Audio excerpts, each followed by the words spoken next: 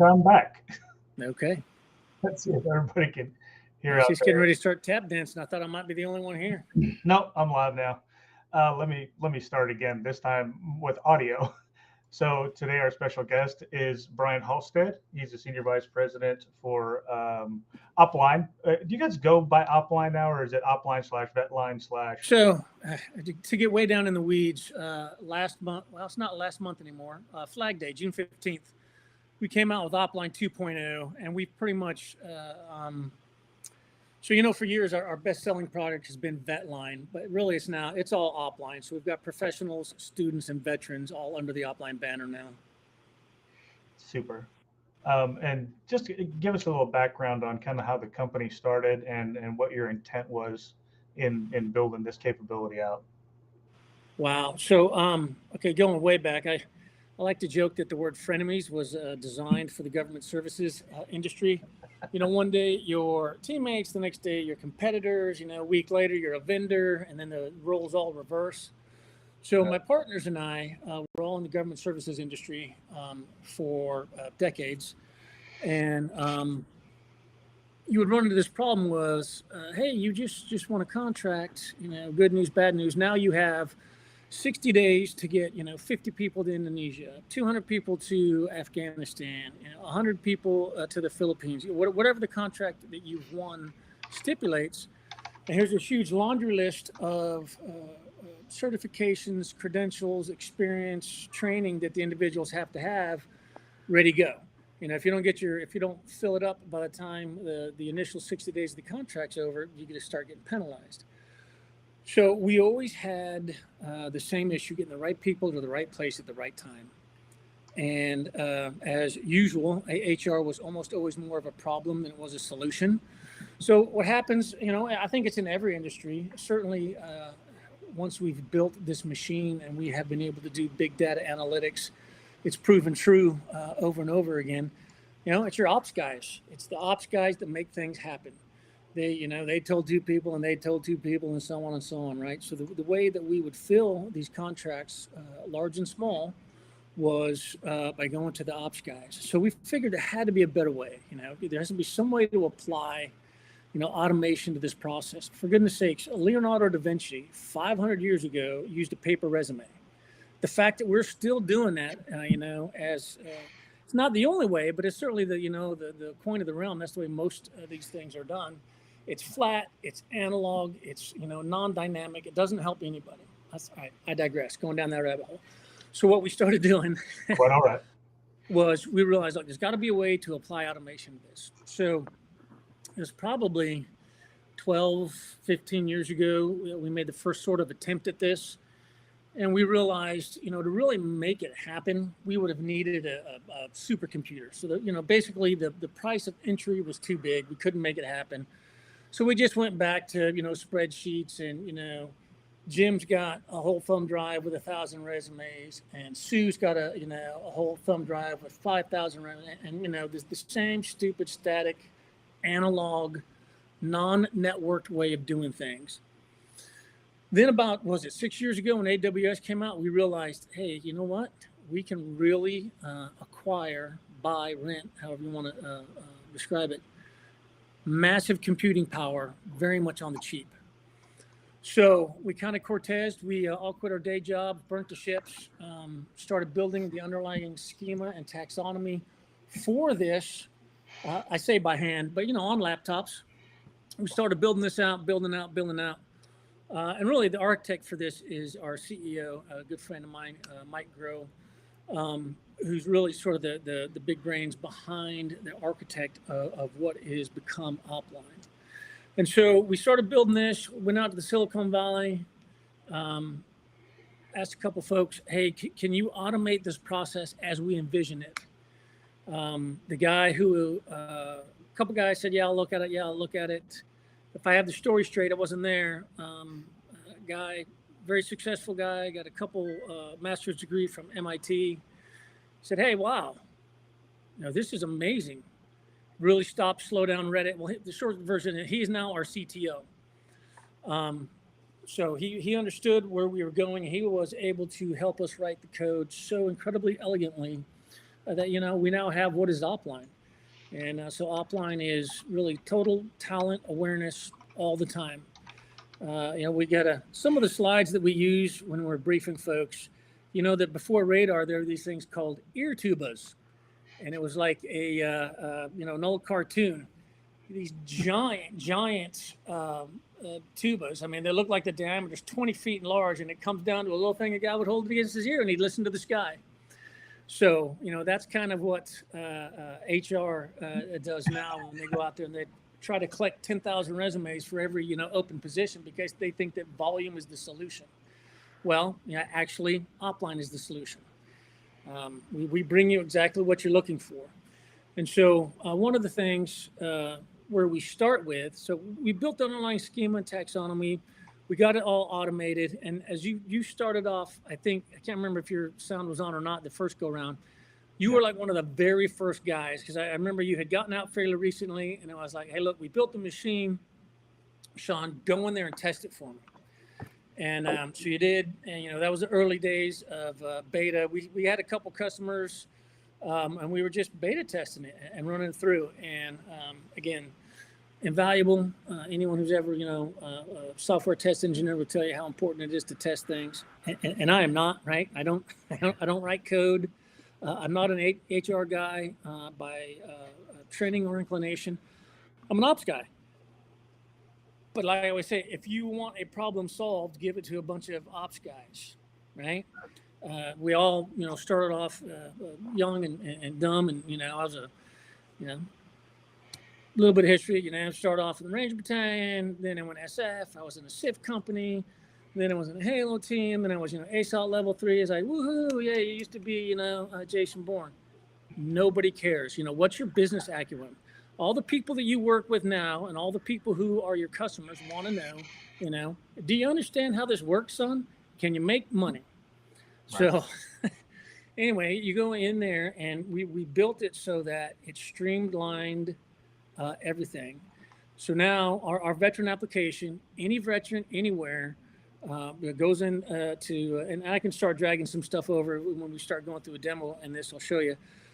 Any veteran anywhere, you don't have to translate your DD-214 to civilian speak.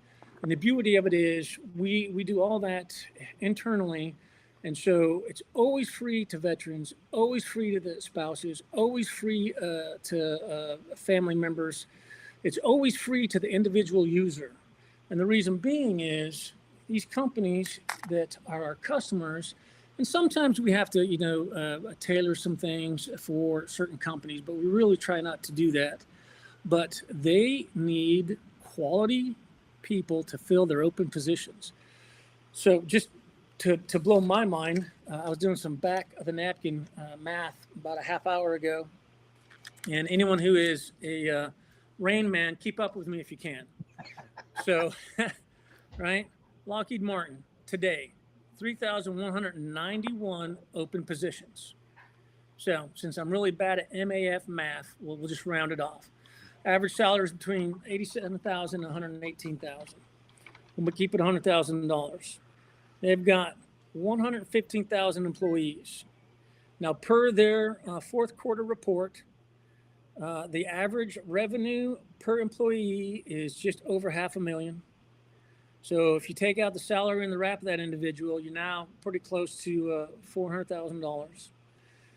We'll take it down to 365 just to keep the math easy, right? 365. So $365 pure profit per employee annually, or about $1,000 a day.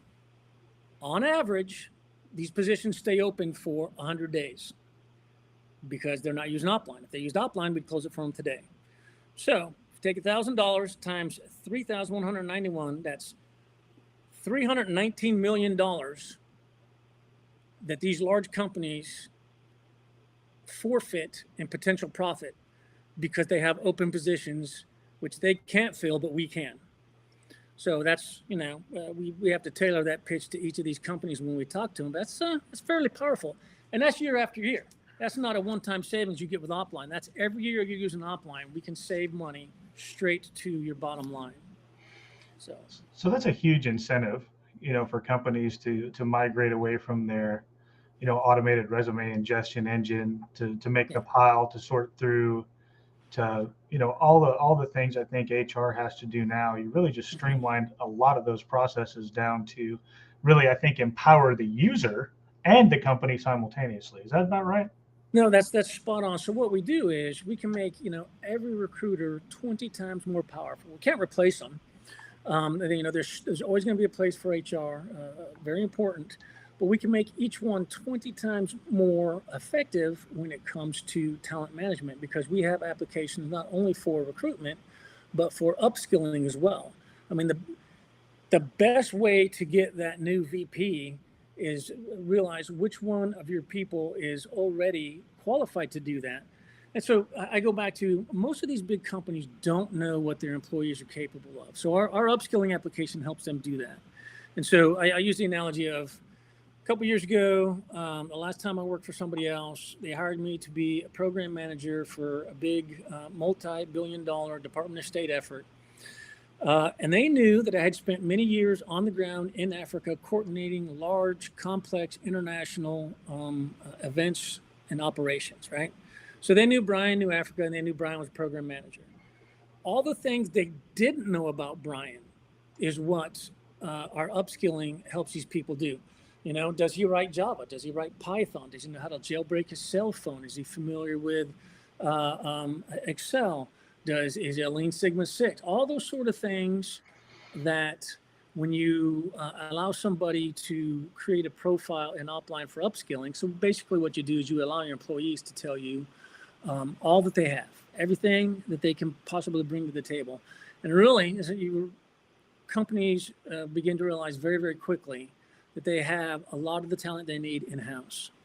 And one of our selling points is you already know that, whoever, Susan, who is one of your program managers, is a great corporate fit, right? She fits the culture. She understands everything. Wouldn't it be so much easier to promote her to vice president? And then, everybody takes one step up the food chain, and then you get that entry-level person in, and then you can grow that entry-level person, as opposed to, hey, let's try to find someone to be a vice president of the, it's like, the train's moving. It's really hard for somebody to jump into the conductor seat, but it's not hard at all for the engineer to turn around and drive. Right. Hit the nail right on the head with the give the ops the problem, and they'll figure it out. So yeah, we're all four of us owners are veterans. We're all four really SOCOM veterans. I'm really kind of the only guy that stayed in long enough where his knees gave out and I had to go from ops to targeting. But in a lot of ways, we take that same sort of concept, and because what we have done, I'll talk about this more when I drag this other screen over and kind of go through it live. But it's constant C4 ISR from the individual's profile, searching every job in North America, trying to find the best match. Simultaneously, every job in North America looking for the ideal candidate. And so when those two link up, it can only be done if both supply and demand are digitized. And currently, unless you're an upline customer, generally speaking, neither of those are digitized, right? CV, we talked about 500 years ago. CV hasn't changed much. Leonardo da Vinci, 500 years ago, on paper said, I can do great things. The guy who wanted to hire an artist had to sift through all those pieces of paper and figure out which artist he wanted to hire. Got to be a better way, and that better way is offline. I love it, man. Let's Sounds see like it. Yeah. Let me see if I can, smart enough, no guarantees, to drag this over and share the screen. I'm going to give you about 5 minutes of death by PowerPoint. Perfect. Nothing happens in this world without PowerPoint. All right. Okay. So here we go. I think I got to hit that. Bip. Toggle the chat. No. Is that the screen right there? Observe your screen. Allow. Okay. Well, that's off into infinity. Let's see if we can fix that. All right. Are you guys looking at my brief here? Yes, sir. So I'm going to go through this really fast, and then we're just going to go live to the upline, all right? So cool. All right, so here's how it works. Logo. Love it. Okay. So, like I said earlier, we used to kind of separate VetLine from OpLine because VetLine was our best-selling application, but really, it's all inside of OpLine. Some people choose to only buy the VetLine application, and that's fine. You know, we're here to help. We're here to help you as a corporate entity increase your margins by increasing the speed and skill with which you recruit new folks. So this is OpLine. Okay, hit the clicker. You like that? Well done, sir. Yeah, yeah. So here's kind of how it started. Remember, I told you before, you know, hey, you just want a contract. Now giddy up. If you don't have the contract full within 60 days, they start to penalize you. Every day a company doesn't close its demand, it's missing out on the opportunity to generate revenue and profitability. Recruiting is not about getting 10,000 resumes for every job you have open. It's about closing the jobs that you have open with the best, highest quality candidates as quickly as possible. So the better that any corporate entity can see those people, whether they're internal or external, the better they can structure its own demand, the sooner it starts making those better decisions when it comes to talent. So that's the thesis and the genesis behind OpLine. Those are some of our customers. I threw them over there because, by God, that was just too much white on the right-hand side of that screen there. So you've heard me talk about this, right? The problem is systematic. Everything that companies do these days is digitized, right? All your finance systems. Can you imagine if Lowe's and Home Depot were competing against each other, and one of them had supply chain management software, and one of them had Bob out in the warehouse? Yeah. Well, I think that'd be a pretty short road to bankruptcy, and yet everything's digitized except labor. And the funny thing about that is labor is the #1 expense. Again, so we've been doing this for 5 years now, and there's some very interesting information that comes out of these big data analytics. You would think that something like, I don't know, what's something that's really customer service heavy, or materials heavy, like construction, right? You'd think, oh, well, the vast majority of their spend must be on materials. No, it's on labor. And then when you get to these companies like Leidos and SAIC, or Verizon's, which is one of our customer, that are very customer service centric, lots and lots of people. I mean, it's upwards of 90% of their outlay annually is on their people, and yet they have a system that is analog. It's a piece of paper that's somebody has to read it, compare it to the posted job description. The guy who wrote it had to read the job description, then cheat and put a bunch of the keywords into it. In fact, a lot of companies now, if you have too high a match on their keyword search, and I digress, a keyword search by a recruiter is hugely indicative of part of the problem. The fact that these guys check out your resume for 10 seconds or less is a huge part of the problem. Again, I digress. But these guys going through there, if you have too high of a key word match, they'll kick you out because they know you just cut and paste from their duty description, right? So right. The whole thing is a mess.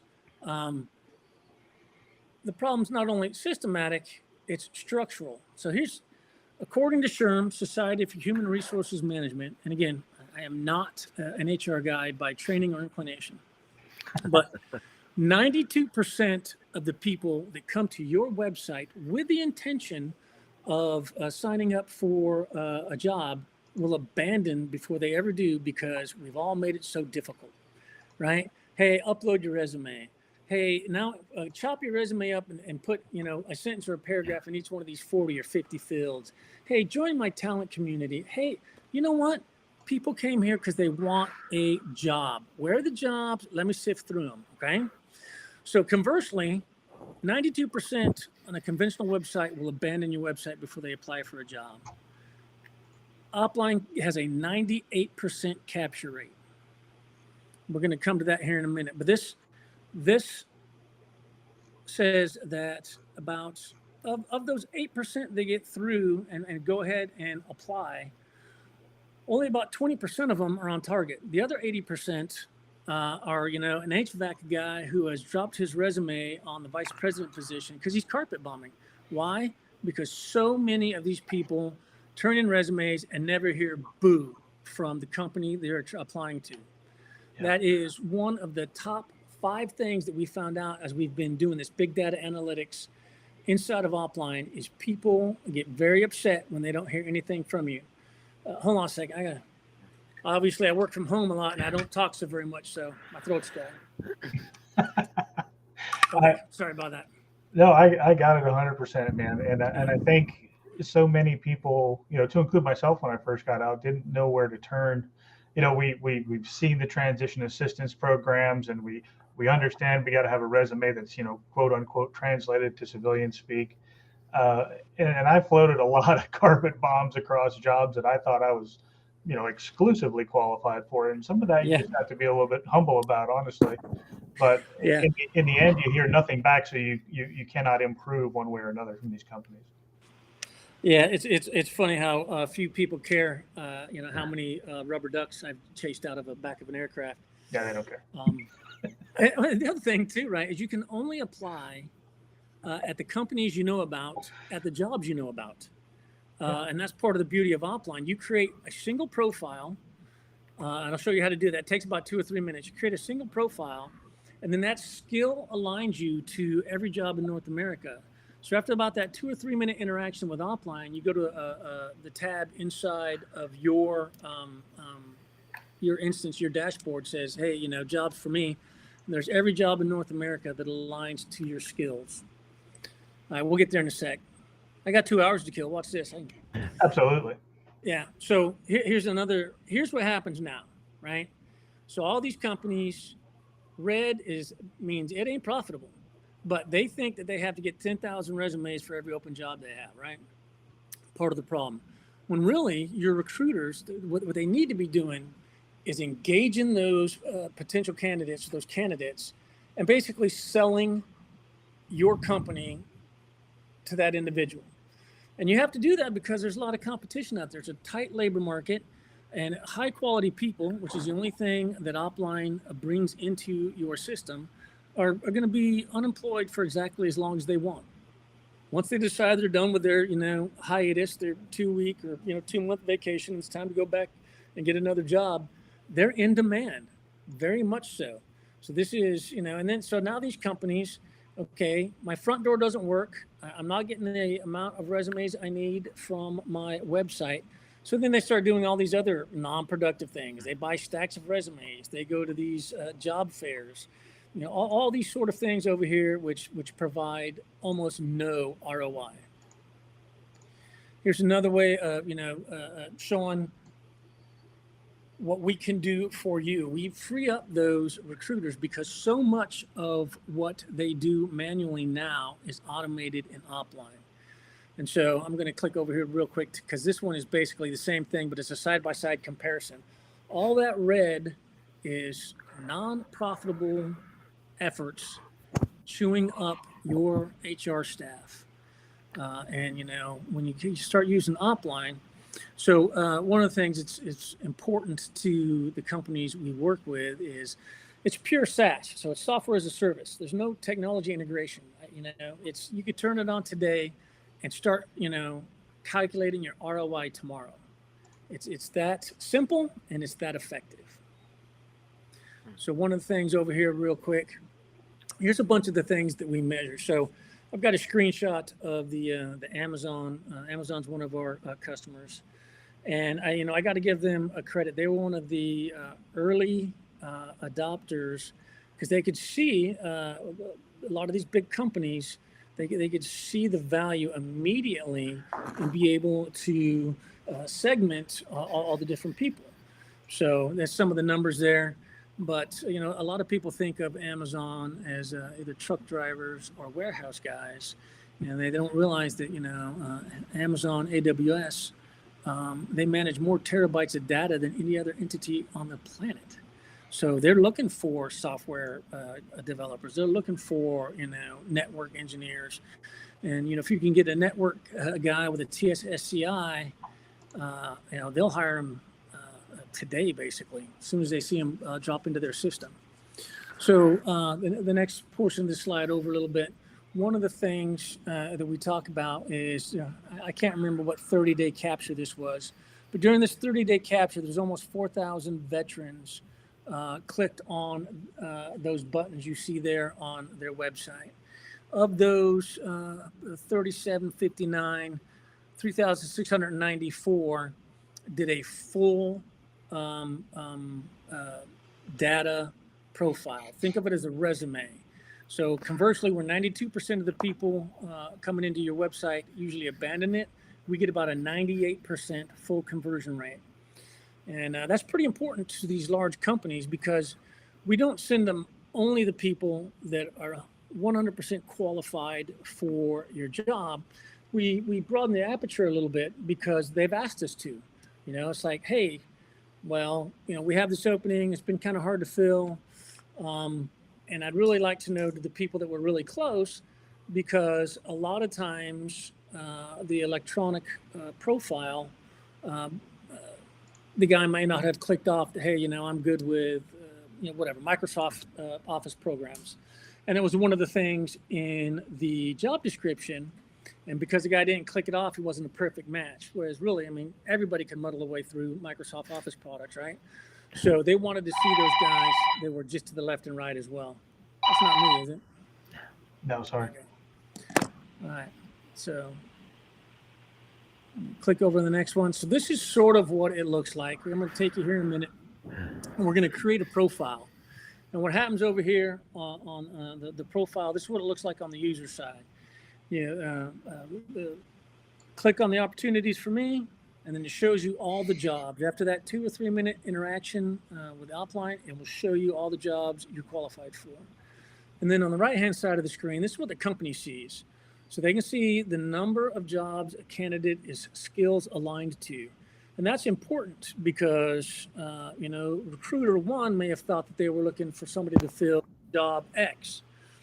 Well, it turns out that, job Y has been open for 6 months because it's really a unicorn, and you really need to get it filled. And this guy actually aligns to more than one job because, again, remember how I was talking about early on, we hired Brian to be your PM of your big AfriCap program, but there's so much more that he can do that you didn't know about.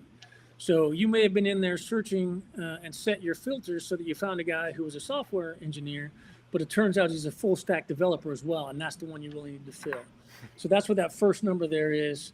The number of jobs at your particular corporate instance that this individual aligns to. And then the next number over is basically the Combine score, the Combine score. So all the different skills that an individual has, that's basically where we come up with that score. And then the main part of that half of the screen to the right is the profile that we have. And we'll be able to see that a little better when we're going to create one here in a minute. But that's a resume. It's all your functions, all your skills, your clearance level, your education level, all the technologies you're familiar with, certifications, all those sort of things are all in there.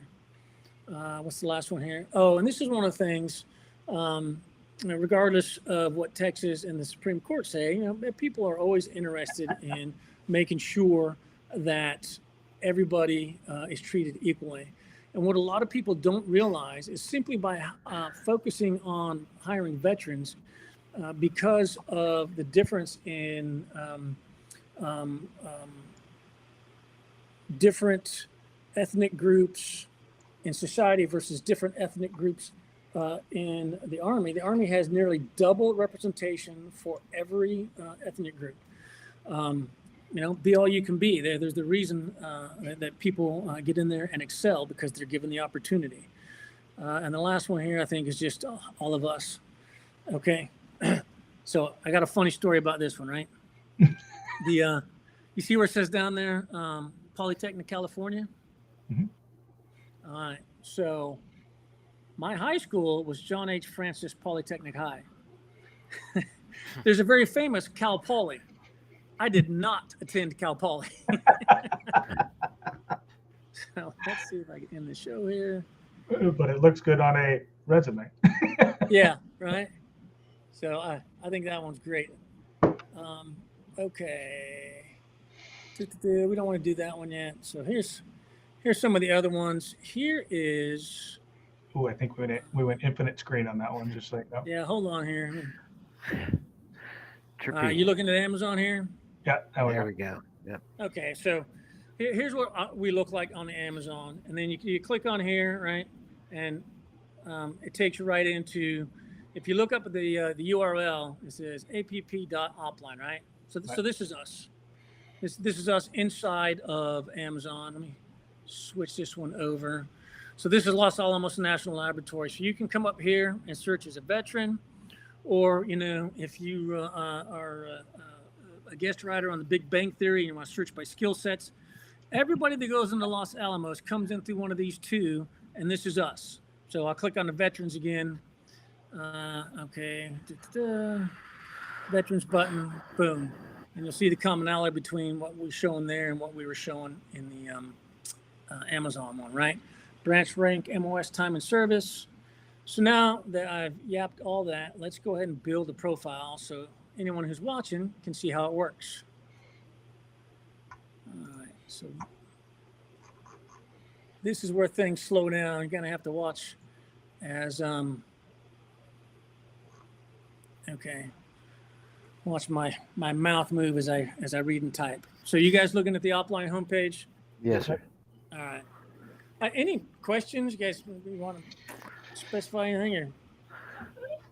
No, actually, I got my profile pulled up on the side here too, so I'm just kind of following along. But the user interface on Offline is pretty straightforward. It's fill out your stuff, and I think that's what makes it so easy for veterans, because I can go click on a rank, and then it's like the hardest part about it is you got to go dig up your own history. Fortunately, in my past, I was smart enough to record things like, oh, I went here and did this kind of a thing. But I think you get a flavor for those soft skills inside of Offline too. Just as hard skills are easy, right? Click here, drag there. That's what your skill is. I'm a computer guru. I'm a whatever it might be. But I think some of those soft skills get missed on resumes a lot also. And some of that flavor comes in. No, that's so spot on. The other thing too is, MOS is insufficient. An 11 Bravo with 4 years has an entirely different skill set than 11 Bravo with 25 years. Right. It's one of my favorite vignettes. So we had a Master Sergeant who retired, and basically he said, "Man, I am sick of being offered, guard, armed or unarmed." Yeah. And so he went into Offline, and because he had worked twice in a controlled inventory environment, one of those being the arms room, the other one being crypto, Big Pharma scooped him up. So, they found a guy with a great work ethic, he had the Army values deeply embedded in him. He was familiar with controlled inventory, and he had a clearance. So he wound up getting the job way better paying than all the other websites and TAP and all the other places had led him to believe. The company was thrilled. They loved this guy. He was thrilled. He got a job, and he never would have applied. He didn't even know those people existed. Right. But because Offline shows you, everything that your skills align to, it's kind of a win-win both for that big pharma company and for him. Yeah, and I found that too in my early job search when I first got out. You want to remain humble, but you don't know if you're punching outside of your weight class. And when you read some of these, what I like to call diatribes for job descriptions, I mean, it's like there is no way, anybody. I got it. They're looking for the perfect fit. I get it. But you really force that function, especially now with AI, where people copy that whole thing, the whole job description, then tweak a few words in there just to get through the whole automated resume screen. Yep. And I think that was a tactic for a while now. But why do that? You're shorting the employer and you're shorting yourself. Yeah, and the employers have caught on to that. Of course. So I'm surprised it took them that long. All right, so sign up, quick and easy. Go to Offline. Hey, I want to sign up. Now, this is the boring part because I have to type here a little bit, whatever. I'm Brian, blah, blah, blah. Yeah, what state should I be from today? Okay, sure. I live in Tampa. Yeah, sorry, you guys got to watch me type. No, it's all right. Part of the process. Yeah. So what's that? This is my first demo for today.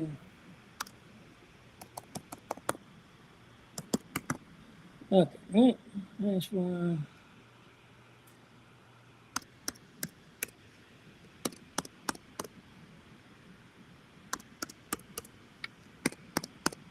I did those all right. WORD. So we're talking about veterans today, right? Yep, I'm a veteran. Let's sign up. Not today. So here you go, right? So what do you guys want me to be today? Let's be a Marine. All right, let's be a Marine. All right. Well, it takes them about 40 years to make E7, so we'll make an E5. 18 year. So, yeah, one of my partners, a good friend, is a Marine, and I was, basically got to wait for somebody to die for everyone to take a step forward. All right, E5, you did 5 or 10 years. Yeah, tutor. What's your MOS? So this is important too, how we've got it set up. There's no free text in here, right? So you can be, what is it, 0311, right? 11. Yeah. Or you can start saying, hey, I'm an infantry, right? Infantry guy. Or I don't even know what else they got. 0311, you made it. I was just thinking that. Yeah. So you can either start putting your MOS in here or just start typing like I was an Intel, whatever, and then the options show up. Perfect. So we're going to be an E5 Marine who is what, 0311? Yeah, infantry. You made it. Here we go. Boom. I'm getting out soon, right? Hit save. Now, okay, so here we go. This guy, instead of drinking on Fridays, he got an education. He knows how to drive. He's got a passport. And, if I'm not talking you through this, if you're just doing this on your phone like most young people do nowadays, this whole thing takes about 2 or 3 minutes. No, most Marines don't go to air assault or static line. Sure, they do run ranges. No. Hey, man, I was JTAC before JTAC was cool, but that's another story. Before it even had a designation. I'm telling you, right? Yeah, sure, a guy can drive a forklift. Yeah. There's something on here you want me to click off, but basically you just go through here. Yeah, he knows how to maintain his vehicle. Yeah, they made him mess around with hazmat, whatever. I'm not interested in sales. So you're really gathering a lot of information there in a pretty intuitive fashion. And right, it's important. This guy doesn't have to translate anything from his DD-214. Yep. All this is done by the machine, and then the recruiter on the other side doesn't have to worry about what is mill speak. All right, so it's all done again at the speed of digits. Yeah, he knows how to use. See, a lot of people miss this one because they start getting down a little further, they're like blah blah blah. But it's important. Now, the other thing too is after you create this, and once you've created your own personal dashboard, you can update it. I mean, you can everything short of sick call. There's the ability to put in every deployment you went on, every language you speak, everything. You can put into your profile. And it's important because every time you update your profile, you're re-indexed against all the jobs in North America. So, okay. And these are in the resume engine generators, the Indeeds of the world, et cetera. This is the same type of information, although not that detailed. All right, so now you gotta click and make sure that it's really you. Let me click that. Okay. So should be good. Okay, click here. Click here to log in. Now I just got to remember what I said I was. Yeah.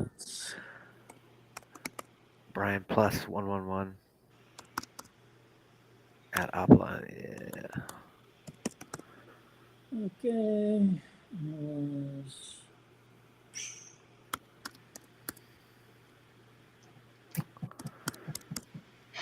Hey, I just did I do the password? Yeah, I did the password wrong.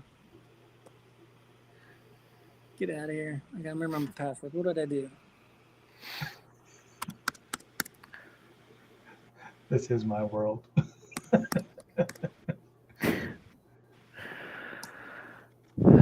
Damn it. I didn't write it down. Okay.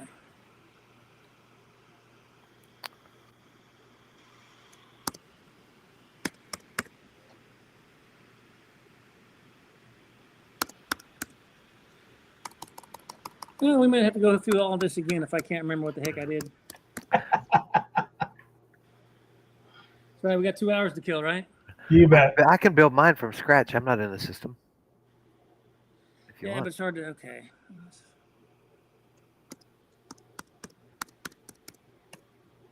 Eventually, I guess it won't lock me out. God bless, okay. The security works. Yeah, that's right. This is a vulnerability test, and you passed.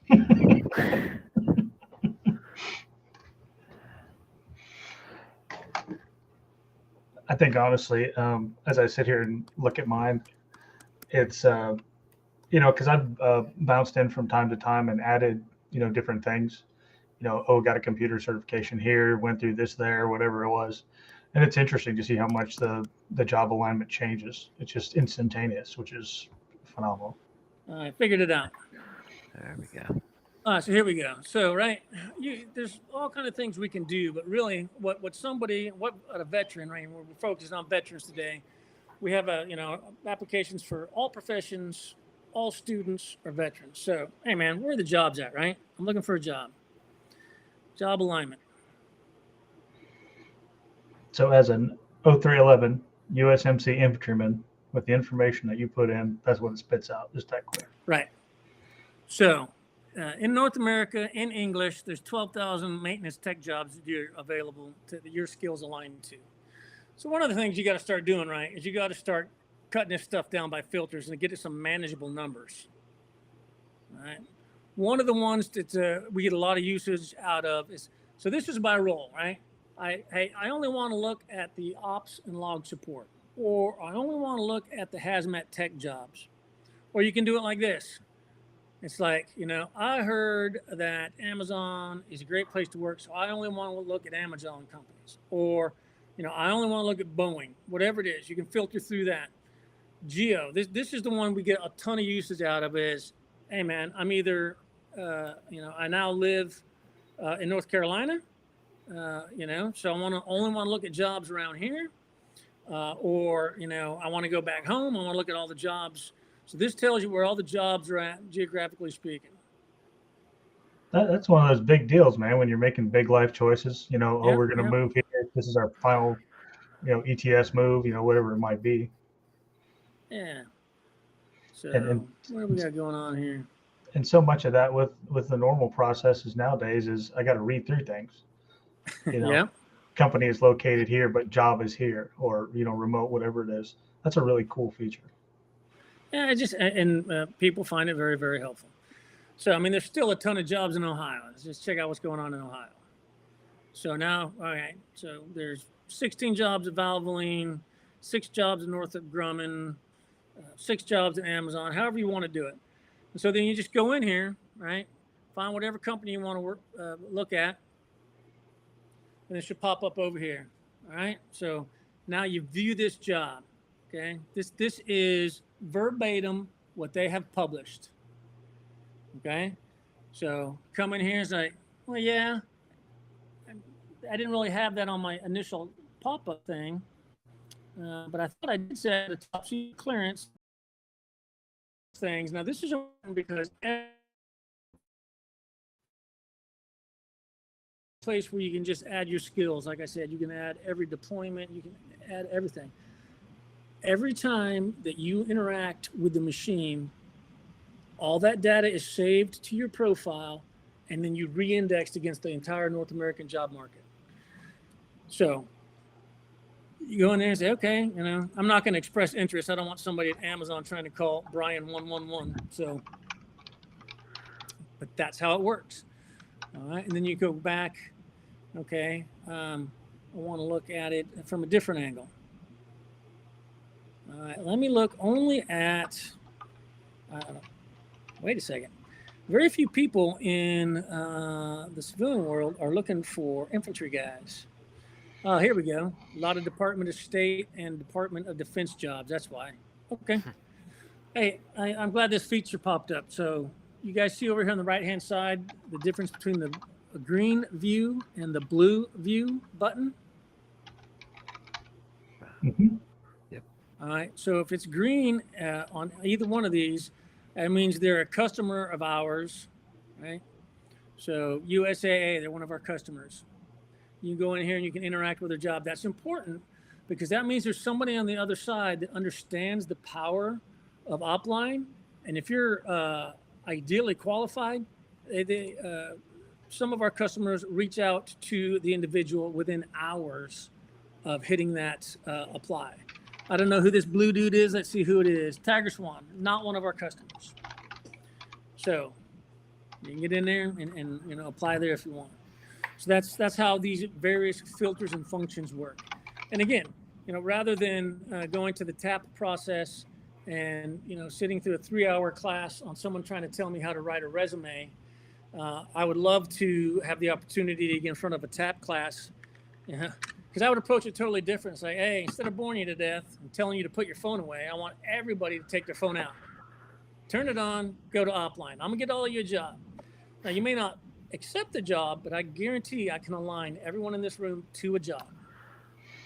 So the interesting part, I went through TAP twice for a reason, because you get a lot of information that comes out of TAP when you go through there, much too late. There's programs out there that are currently, if you start, 6-12 months out, but you can't do TAP until I think you're 6 months out or something like that. To me, that's information too late. Skills bridge, transitioning, et cetera, internships, things like that. If this is like a pre-TAP tool, and and then re-engage again during TAP. I agree. This should be the first step. Hey, the first step before you even go to TAP, create your Opline profile, because it's like a job fair. I hate job fairs. It's such a waste of time. So I'm gonna put on my Oscar-nominated hat. So right, I'm acting. You go in there, hey, whatever, large company. Here's my resume. What jobs am I qualified for? Then the recruiter looks at you and says, dude, I don't know. I just came here because I get per diem and I get to go eat at Chuck E. Cheese. And, hey, go to our website and fill out the application process and we'll get back to you. Well, everybody knows that's a lie because, 90+% of the people who go don't even bother finishing the application. And of those, the vast majority never hear boo from the potential employer. So it's just a giant waste of time. I mean, you could have the same ROI at a job fair if you just had a QR code at an empty table and people walked up and clicked it and then you went to their career site. And you wouldn't have to pay your recruiters per diem and take them out to lunch. That's so true. I mean, how are you memorable in 30 seconds? And that's a lot of the things you work on in TAP and whatever the case is. What's my elevator pitch to a company? Well, this is your elevator pitch to a company, and they're looking for you, by the way. And so right. You don't have to make a pitch. It's like, I want you, you want me. Let's dance. That makes it as straightforward and simple as it can be, without all the translation and I got to pay somebody to write my resume in the right font and the right functional, organization, whatever it is. And what I find a lot, screening through LinkedIn, a lot of people nowadays will throw their resume up there, and by and large, military resumes come from the same writers, or they're given the same advice, and you can see that. Same advice. I'm a manager, because they tell you, you got to translate your your leadership experience into management experience in the real world. And now you got a company first sergeant saying I'm a manager of a 100-man company, with 50 direct reports and all the rest of it. Man, I got to tell you, it's just like, hit the replay button on everybody in the military. Yeah, we actually, in one of our commercials, I can't remember exactly, but I'm real close. It's like nobody wants to read a 6-page resume from an E4 with operations manager all over it. It's like, just no. And, honestly, it doesn't matter if you're an E4 or an 06. It's going to say basically the same thing. And then on the civilian side, you have to read through what rank actually means. Yeah. You know what I mean? You may be a fire team leader as an E4, or corporal, or even an E5, but that doesn't translate to I ran a major corporation. Yeah. Well, it's one of the things, if you remember early on, the initial, the very first page of Opline, when you basically branch rank in MOS, we ask your rank not because it's an important part of the algorithm. It is only in that it now knows which questions to ask you. Again, if you're, an 0311 with 5 years, you're going to have slightly different questions than if you're an 0311 with 25 years. So, and we don't create those question poppers, the machine does. And that's based on, in the last, I forget, I can't remember if it's 7 or 10 days or whatever, in the last period of time, everyone who had those same first 4 branch rank and MOS questions answered the same as you. Here's the 20 or 30 or 40 questions industry wants to know of them. So that thing is constantly being updated with the most pertinent questions from industry. And that's across millions of jobs. I think interestingly, there are those people out there, that E4 who has 2 master's degrees, or in one case of a guy that we had as a team medic, he had a PhD in astrophysics. I mean, you find those type of anomalies out there, where rank really doesn't matter. You actually have the civilian skills, but your ability to find somebody, if you use your military, veteran status, people think differently, right? An E7 has more leadership experience than an E4. May be true, but in the corporate world, the guy with a PhD in astrophysics, he's shooting for a lab job somewhere where he writes, huge brain documents. Yeah. So here's a real sidebar, since you brought up PhD. It's one of those things that kind of, I'd get mad if it wasn't so obvious and stupid. Inside of the GS system, and inside, if they're looking for, a senior computer programmer, must have, 8 years and a master's degree. All the people that fit that criteria, can be put into the cache for later view. But if you have a PhD, even if your PhD is in whatever, it has zero to do, with anthropology, right? Zero to do with computers. Just because you have a PhD, you go to the top of that list. Right. It's like, hey, man, education is valuable and education is important, but it is not the end all be all. And that's, I read through those GS jobs too, or have in the past, and it's now they have that or experience clause. How do you qualify that or experience clause? They're like, well, you have a PhD with 3 years of experience, or a master's with 8 years, or if you have an associate's, you got to have 15 years of experience. So I think they're trying to align with that, but I don't know what the secret code is there. Yeah, it's obviously an interview, and then you got to pass the sniff test a second time. Yeah. But I think another key that I found really is, number one, it's networking. And like it or not, LinkedIn is one of those tools that's used for that. But the ability to narrow your focus down, and that's kind of the idea behind the job fairs, right? I got a network. You got a network. And here's why you got a network. And man, I hope that none of my customers are watching. You got a network because HR is hard broke. So let me give you a vignette. One of the customers I was chasing down, he basically told me, hey man, I'm not interested. We got it all figured out. He published in public, he wrote about what a great guy he was because a friend of his approached him and said, hey, I got a guy who's looking for a job. Can you help him out? He said, sure, send him over here. Let him have lunch with me. So they had lunch, and I realized right away this was a quality guy. So I hand carried him through to the hiring manager, bypassing the recruiters. And as I'm reading the story, I'm realizing this is a guy above the VP level at a huge multi-billion-dollar company who is saying that the inside your head, he's using his inside voice outside. He's saying HR is broken. The front door that you paid me and probably spend hundreds of millions of dollars on for your career site and all that goes into it, everything that goes into the front door we've built for this corporation does not work. And therefore, you must network. The reason you have to network is because you can't click on company X, quickly and easily fill out an application and get a response. So everything you're paying me to do is a mirage, and therefore you must network. Right. Interesting conversation. Hey, stay tuned with us. We're going to take a quick break for about 3 minutes here. We'll be back with Mr. Brian Halstead from Opline. Stay tuned. We'll navigate some of that, some more about Opline when we come back in about 3 minutes. Mark and I have both been in the infantry in the Army. I had been in the Marines prior to that. We both ended up in a unit called 1st Special Forces Group.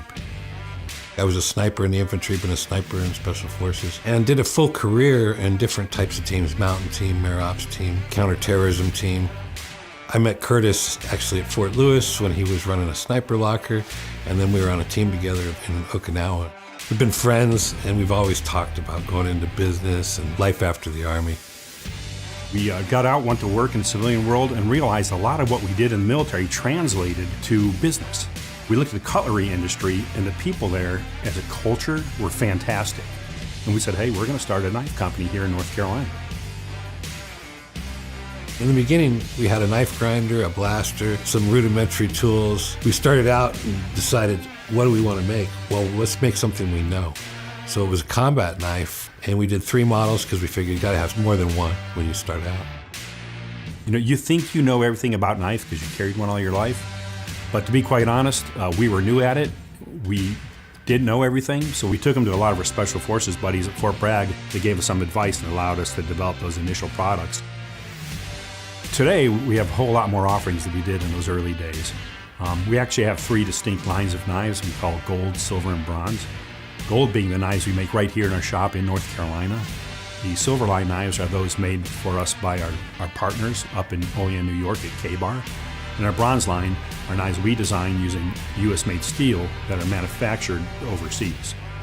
A lot of folks think we have a giant manufacturing facility with 100 people. And quite honestly, we have 10 core people that we use to build our knives. Making a knife isn't as simple as most people think. There are many processes that are involved, so we have checks and balances and continuous quality control throughout the processes.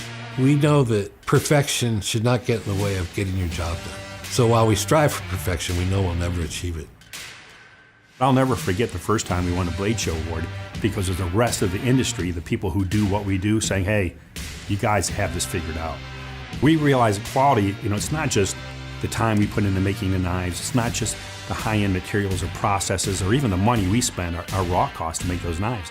In the end, quality is proven out by the people that hold them and use them, right?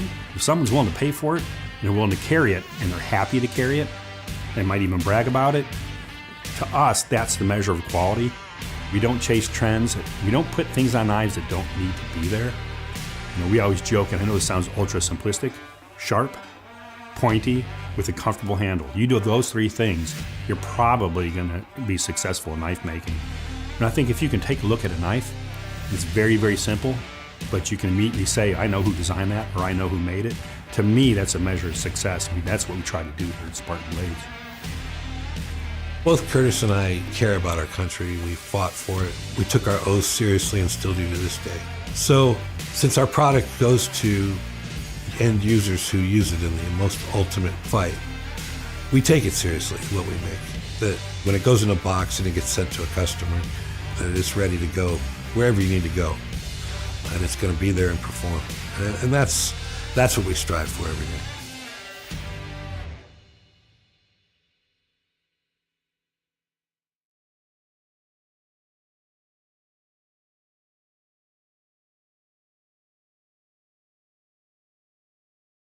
We're back. Welcome back to Old Men in Tech. Now, hey, welcome back to Vet Connect. Today we have as our special guest Mr. Brian Halstead from Opline. Before the break, we were talking through how to build a profile in Opline, how to add your skills, which is very intuitive, and then how to match yourself with employers out there who are looking for people with your skill set. I think one of those things that really opens that up is when you click that secret/SCI button, and that has an expiration date for all you guys out there listening. Just a bit of advice. If you can up that clearance before you get out, that broadens your opportunities significantly, depending on what you're looking at. Again, only from experience do I say that. So if that's one of those things that you have as part of your duties in the military right now, by all means, figure out a way to get that thing current and keep it that way. Yeah, definitely finding and connecting with some type of like mentor during your transition process is highly advisable.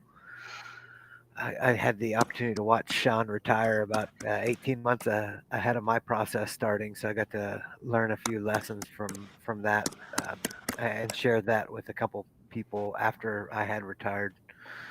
My first gig after retirement was as a operations officer for a nonprofit, so I was connecting with other veterans who were going through some similar circumstances. So it was immensely helpful, helping share some of those opportunities with people. Yeah, I was what's known as cannon fodder. Somebody's got to blaze the trail. It's the wind dummy, right? Wind dummy, exactly. I think I've been one of those before. Yeah. Get out there, see how the wind's going at altitude. That's why the commander always jumps first, right? Make sure the winds of the drop zone are what they report. All right, we're sharing the screen back out now. All right. One of the things that I wanted to get to is what we call the check 6. So remember I told you every time you interact with the machine, it saves the data. Mm-hmm. Well, there's also, and the machine creates those poppers. It wants to know how you align to what the market is asking for. So if you come up here, we call this check your 6. It's basically gap analysis. So these are basically additional questions based on your interaction. This is how you can build your profile. So if you remember a while back, I opened up that one job and I clicked off a couple of the things that were in the duty description, because every bullet in the duty description from the company gets its own line of code and gets, we don't use Boolean word search. Every bullet from every company gets its own line of code. So that way you can click off on it here. When you click off on this line of code, automatically aligns. So, okay, must be able to, I don't know what that is, but yeah, I could do it, right? Every time you interact with this machine, your profile is automatically updated, and then you're re-indexed against all the jobs. So, okay, so I saved, that was my check 6. Functional alignment. So that's up here in skills profile, near alignment gaps. We used to call it check 6, but only those of us that realized what it was understood. So, okay, well, what is it, in technical terms? It's, we're covering the gaps in your alignment to other opportunities. And that really just broadens your aperture a little bit based on what you input initially, right? Yeah, it refines it. So nothing, it doesn't lose what your original profile was, but it narrows that aperture and starts bringing you into the targets. So, I guess it depends on which side you're looking at. Does it broaden the aperture? Mm-hmm. It does broaden the number of jobs that you are potentially aligned to, because every time you add a skill to your profile, if you cross that threshold to now being, whether it's 70 or 80% qualified for that job, then it will show you those jobs that one extra click makes you aligned to. So we just had a question come in. Is there a cost with Hotline? That was answered earlier on the program. For the end user, there is never a cost. For the companies, however, I'll let Brian speak to that. But for the job seeker, no. Yeah. So I'm gonna, if I can, slide this over. Nope, it's not gonna let me slide it over. Hold on. So yeah, there's never a cost to the individual user. Companies understand the value proposition of hiring quality people, and they want to hire quality people, and that's what we help them do, and so they're willing to pay for that service. So real quick, I'm just going to slide this over. These are some of our customers, and we've got many, many more. But because Opline does so much for these companies, there is a certain fee for the service we provide. So it's always free to the individual. Right. All right. So, okay, we covered that was the check 6. The other thing that I wanted to cover, and this is not what the company sees. The company sees something entirely different. They basically see we call it a profile, and we have the patent on the electronic profile, but it's essentially a resume, but with all the crap gone. There's no fluff, okay? Because while soft skills are important and personalities are important, if you're getting 10,000 resumes for every job available, you don't have time to interview 10,000 people and figure out the folks that might be a good corporate culture fit. But if Opline gives you the top 3 folks, you certainly have time to sit down with those 3 folks and see which one of those may or may not be the best corporate culture fit. Apparently, I need to have another drink of water. Okay, so near-alignment gaps. And there's something else. So this is what becomes important. Although I like to say there's very few jobs for the infantrymen in the civilian world. This guy just proved us wrong, right? There was 30-some jobs in the infantry for this guy. But let's say this guy doesn't want to work infantry anymore. Now, based on all the things that he checked off, right? He went to hazmat school, and he knows how to operate machines, and he's a heavy equipment operator, and all those sort of things. Those are the jobs that you're on target for right now. All right. Well, I really want to be fill in the blank. I want to be a wind technician. Well, within about 6 to 15 months, we can get you lined up for that job. Hey, man, I want to be an electrician. Okay, based on the skills you already have, based on the certifications you already have, based on the education you already have, if you want to be that electrician right there, it's about 15 to 36 months out, depending on which one of these things that you decide that you want to be. All right, now if you're an infantry guy, like me, got a high school diploma, but I left LA about a half step ahead of the LAPD. All right, if you want to be a quant, well, dude, you got to go to school for it. You got to get your 4-year degree, and you've got to, it's going to take you 36 months, 48 months. But we can show you how to get wherever you want to go. Okay, this guy wants to be an electrician, right? So here's the stuff. Here are the gaps that he has. These are the qualifications. Some of our certificates, which, you can get a lot of online places. You don't necessarily have to pay to get a college course.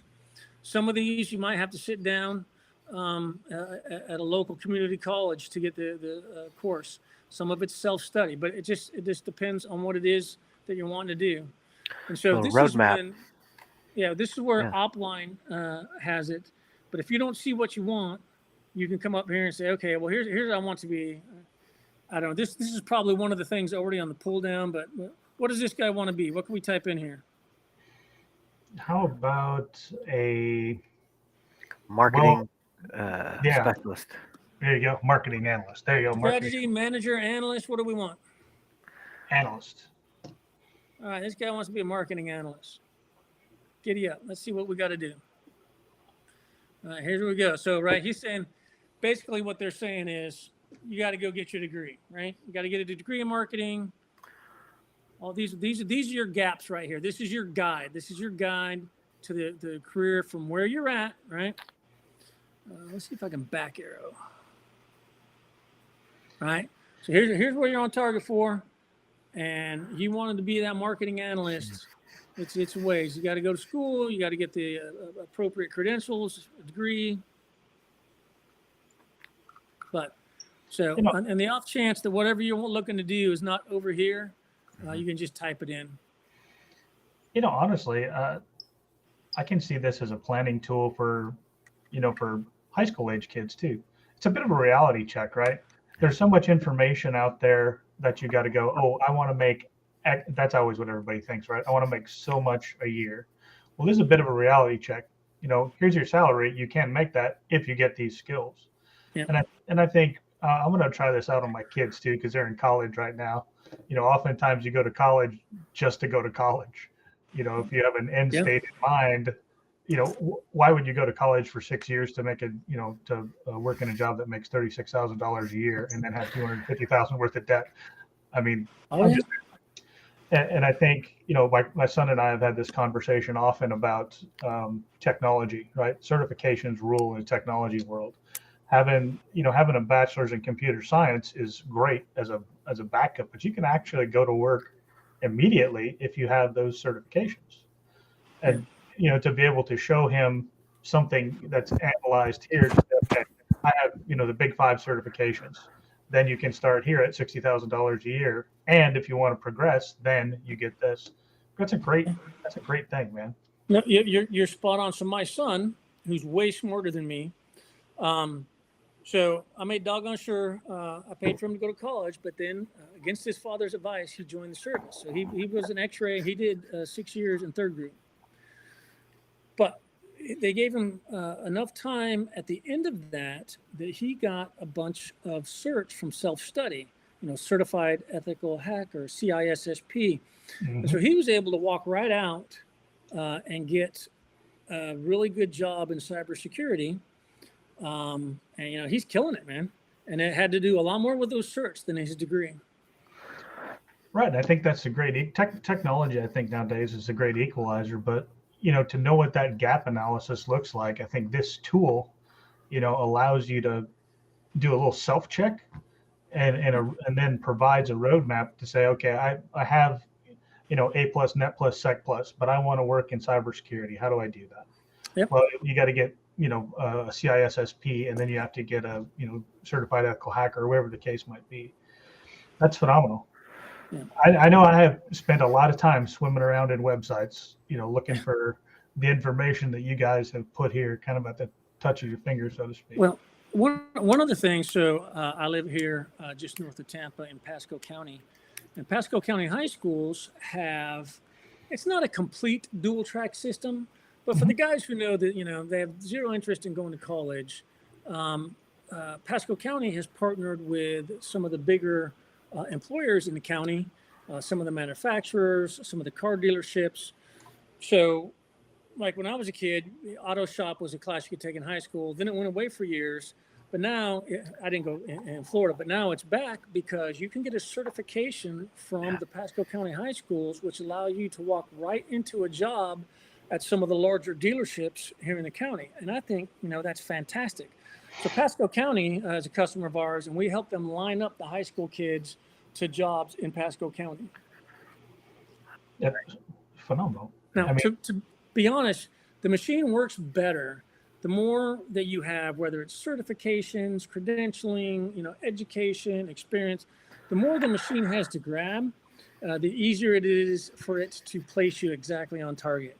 Some of these jobs, you got to be 98.6 and fully clothed. It's just the aperture's so wide, it's almost meaningless. I think another thing about some of the things you put in, a lot of that Army training that we kind of take for granted is, I had to do it kind of stuff. That really rounds out, you're able to capture that information inside of Opline, whereas, you're not going to put that on a resume. That's just resume fluff. Dynamics of international terrorism, for instance, or, AT level 3 or 2 or wherever the case might be. I know you have that kind of functionality built in here, and you may not think about that, but when you see it, you know what I mean? It's like, oh yeah, I did that, click. So it just makes it that much easier. It's here somewhere. I forgot exactly where it's at. Where'd it go? Now, again, if you start to look at what you have on there, do you have an acronym translator? Nope. You either have to know it or you don't, right? Well, no. Let me rephrase that. So let's find something where an acronym would fit. because it does it automatically. So when you put in 0311, it knows it's a rifleman, right? So you don't have to type it. You just start. Usually, after the first 2 or 3 keystrokes, whether you start typing, RIF, or if you start, with 031, it will pop up. Everything is pulled down. Okay. I'm looking for.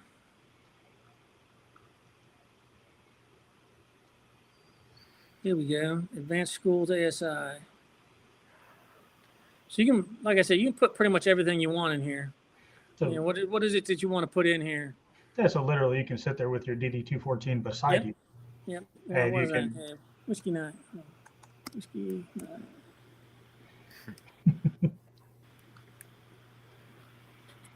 Oh, probably got to tell it which one. Yeah. Yeah, come in here. They're all in here. I think there's almost 1,000 ASIs. You just got to find it and pick it. Again, just coming in here, uploading, like Sean said, your 214 specific credentials. It doesn't cost the military user or the applicant anything. This is all oriented towards helping assist you finding gainful employment with your military credentialing. Yep. And all the translation is done. In fact, we don't really like to use the word translation because what we've done is we've deconstructed the skills associated with whether it's your MOS or, you went to CBRNE school, disaggregated all the skills associated with all the MOSs, all the schools, all the ASIs, and given them their own line of code so that you can, again, you can align at the speed of electrons. And so how long have you guys been working on this project, Brian? So we've been working on it 5 years. First couple years, we came to market with an MVP, which I was very happy to learn was minimally viable product, not the normal MVP. I was 3 or 4 years ago, and that's when we started beta testing. That's when I asked you, say, hey, Sean, check this out. I need you to go in there, create a profile, and then give me feedback. If there's any bugs, if any of the buttons don't work. And that was, I think that was 4 years ago. And then, we started actually going out and getting some beta customers. Here's something anybody with an MBA would tell you. If it's free, it has no value. So we gave it to several people initially free just because we needed the feedback, some of these beta customers. And I was really surprised at how few of them used it. Right. But it's funny because now a couple of them have come back around and they're paying full price. Yeah, the chance. We're going through that same. That's part of business, right? Everybody, you don't want to give everything away, but at the same time, you need a user base. And with the project they're working on, which you happen to be a character in, by the way, I think it's one of those things where you get a feature set out there, you let folks play with it a little bit, and they get to help tell you what's wrong with it. And I think for what we're doing, similar to what you guys have done, you want to get that target user in there to say, yeah, man, this is good, or hey, man, this is the best thing ever.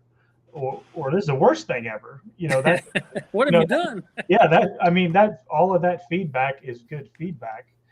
Did I mention you were a character in the game? I don't know. You got a picture of that handsome guy? Let me see that handsome guy. I have to dig one up. I'll bet you I got one here someplace. And so we're going through that thing too, right?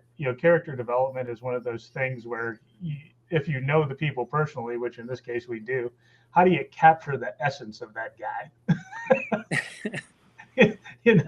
I can't capture your sense of humor. I wish I could, but it's one of those things that just either it kind of translates or it doesn't translate.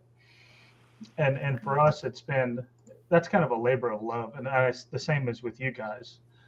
There's, how long does it take to find every MOS in the Army, put it into a list, figure out how it interacts with each other? And then not just the Army, but because that one.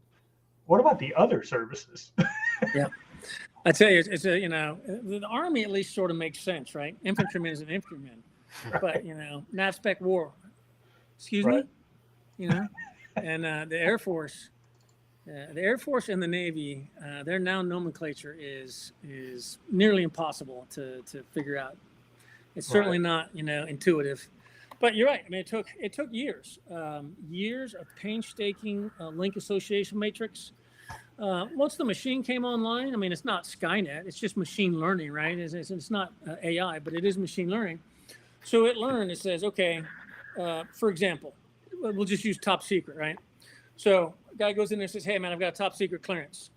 Okay, well, the machine knows that top secret clearance is over here. Boom, that goes over here. And so that's one of the many things that align a job requirement to a skill set of the individual. But what's a TS? Well, okay, so now is it, and then it learns that, TS means top secret. Okay, well, what's a TS-SCI? Okay, well, if you've got a TS-SCI, by its very nature, it means you've got more than a TS, right? So it learned that somebody that says I have a TS-SCI already has a TS or is qualified for anything that requires a TS. But it's funny again, right? So then some people want to spell it out. Top secret, special compartmentalized information. There's probably a dozen ways to say TS-SCI. Now throw in a couple spelling errors, right? And the machine's earning his keep. It's like, okay. And it says, I'm 99% sure that this TS-SCI is the same thing as top secret, special apartment information, right? Somebody left off the C and compartment. So it lines it up. And if it's far enough out of tolerance, it will kick out a question. But it very seldom does that anymore in the veteran space because we've been focusing on veterans and veteran hiring for years now, and there's just not too many surprises left. Right. And so I've got my little profile pulled up here. I'm going to share it real quick just to demonstrate something that's a little more filled out. You don't see my screen on the other end? I've got should be able to. Okay. But as you pop in here and you start to fill out what your profile kind of looks like, deployment, whatever. But this is kind of the interesting part. When I entered this stuff originally, it was just enter 5 whiskey or enter jump master, and it jumps in there. Your cephalic, your whatever it is. Brian entered a whiskey 9 earlier. Obviously, that's military free fall for those who know. But if you don't, you can just enter military free fall. And so it's really interesting when you start to deconstruct all of your skills over time, and there's so many that you really don't remember. It took me a while, and still there's things I go back in here and I look at, a firearms long gun instruction certification. I went to a course one time where I learned how to do, firearms instruction. You take it for granted, range operations, the ability to control people, etc. And then, you pop down here to, have you ever held kind of stuff. Well, if you've been a GS and you're applying for a GS position, that's a no-brainer. You kind of know what those criteria are, but I don't know. I find it interesting and easy to use, and it's really intuitive. And I think that's the biggest thing to take away from this thing, other than the fact that it's FREE 95 to the user. I mean, you have nothing to lose, literally, by jumping in here and putting in your information. It's just so much, that can be done. I'm gonna keep messing around with it here on the side because it's just phenomenal. But can't thank you enough for coming on here and giving us a walkthrough of this. And if you're listening out there in Twitch land right now, go to opline.com.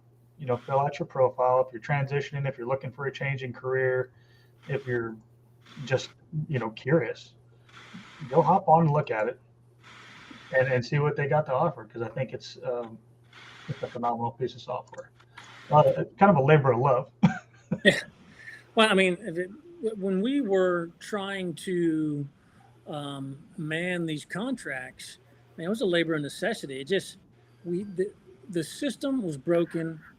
We were killing ourselves and breaking the machine trying to not this machine, but our corporate, our various corporate entities. We were all at different places back then, killing ourselves and putting a hurting on the corporation trying to get these things fully manned and fully staffed. And it was just, we just kept thinking there's got to be a better way. And we realized, it's one of those things I always teach you, when you're getting your MBA. If you can see a real need and nobody's addressing it, well, that's open field running. That's where you want to be targeting if you can. So that's where we went. And, we don't compete with ATSs or CRMs. Whether or not you need one of those, if you're an offline customer, is up to you. They do have a certain amount of functionality that we don't provide. One of the things that we don't do is we don't collect, what's it called, PPI, personally identifiable, or PII. Yeah, PII, personally identifiable information. And you would say, hey, wait a second. I saw you put in, email. Well, according to law, that does not count as PII. And so there's a whole level of creating anonymous profiles, because what we didn't want was, we didn't want the guy who was working, and this is not a for instance, but it's an idea that we work in, that we didn't want the guy who had gainful employment, but maybe was, just curious about what was out there. Didn't want him to have to create a profile where his PII was out there and now his boss sees that he's looking for a job, right? Right. A lot of guys coming out of special operations, when they first get out, man, they are loath to put any sort of personal information anywhere. It's just been drilled into you. I not only was in the Army for over 20 years, I was in special operations for over 20 years. I mean, OPSEC is just, part of the DNA at that point. So it is possible to create a profile so that when you show up, the other person, you have to say, hey, yeah, man, if somebody sees your profile and wants to talk to you, they have to click a button that says, hey, I'd like to talk to you. And then you say, yeah, I'd like to talk to you, Lockheed Martin. That way your information is protected. Even though you may have gone in, remember how I showed you like Amazon and the Los Alamos National Laboratories websites where you go in and you click that button on their career page and it takes you right into Opline? Mm-hmm. Even though you went there and filled out a profile, that stays inside of those various companies' instance, and you willingly gave them that information, they still have to ask for permission to contact you directly. And that is just to, I think, anonymity is the wrong word, but it's a layer of privacy that we've built into the system. Oh, that's phenomenal. Yeah. So many systems that you enter your information into, turn into a data sales factory. Yeah. Never. And it's like, never sold a single zero or a one or a zero to anybody for anything, and we never will. Wow, that's great news. And I think that, for people who are, like you said, that OPSEC is bred into you in the military, and you're like, I'm going to put all this stuff in there. I'm like, it's one of those things that I think people think about. But hey, if you're out there listening, rest assured, your data's safe with Opline. Yep. That's a great thing. Hey, let's talk about outside of Opline a little bit. I know you're the head of some random organization out there nowadays. What is that organization again? The United States Army Ranger Association. That's right. It is the largest and oldest Ranger alumni organization in the world. And so what it is it's basically twofold.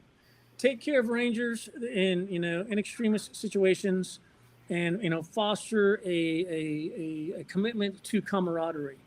So if a guy's doing all the right things, right, he's got a job, he's got insurance, but he's in a car accident and something terrible happens, and man, the power company's threatened to turn off his electricity. Well, we can make sure that his wife and kids don't have to live in the dark, right? We have what we call the Ranger Assistance Program. We can help that guy out. We tend to not. We tend to favor Rangers over things like monuments or memorials or stuff like that. Although we do participate in some of that.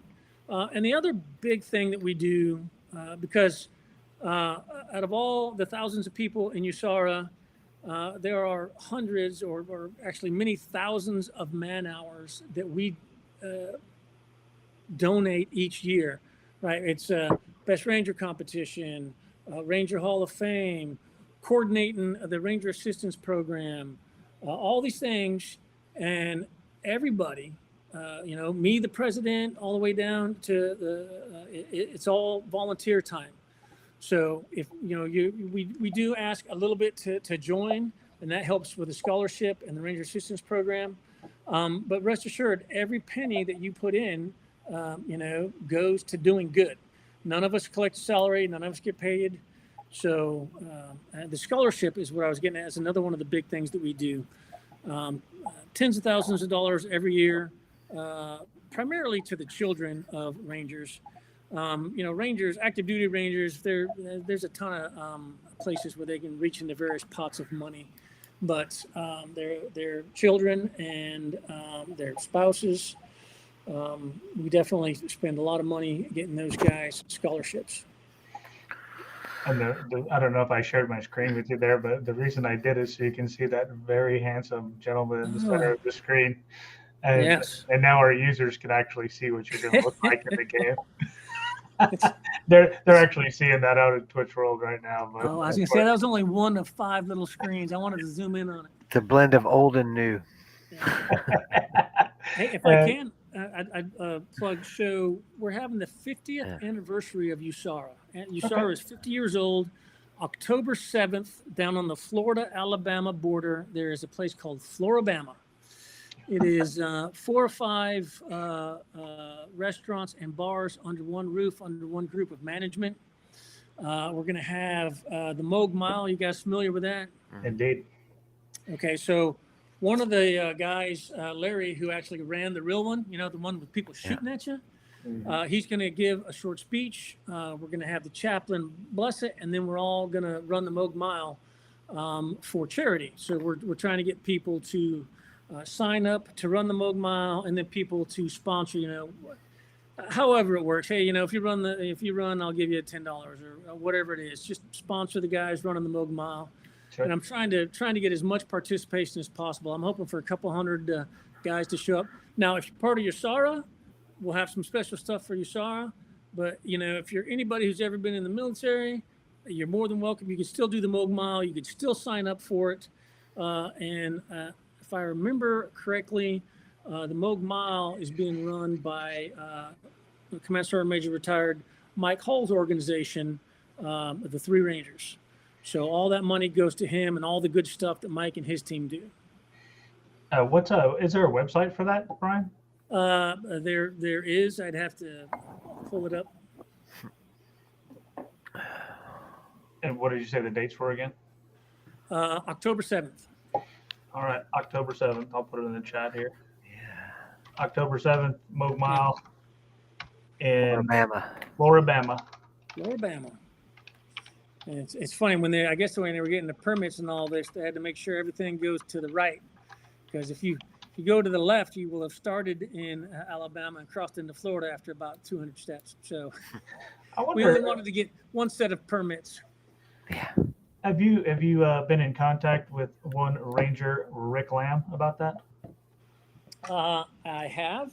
So Rick Lamb's also part of USARA. And I send out a kind of a information letter, newsletter. It's called the President's Letter every month or so. And I made sure that he got a copy of that. And down in there, it talks about the event coming up. A little more detail since the last letter went out. We've refined it. So one of the things, we have the national coordinating effort, which is us, but we also have regional commanders, because in addition to trying to spend our money doing the right thing, doing good things, the biggest thing that we try to do is foster in-person get-togethers. So, our grandfathers had VFW. They could go down the street and have a beer with their buddies. Every small town in America had American Legion or VFW or something like that. And I think that we, in the digital age, have gotten away with that. We thought that Facebook was going to be good enough, and it's not. You need to go down there and, have, I know there's a group here in Tampa, and they just have a breakfast. First Saturday of every month, they have a breakfast. And then I know there's a lot of groups that, get together on Saturday afternoon. Obviously, the fall is their best time when they watch some of that college football, right? But, get together in person is one of the big things that we're striving to make sure happens more and more often.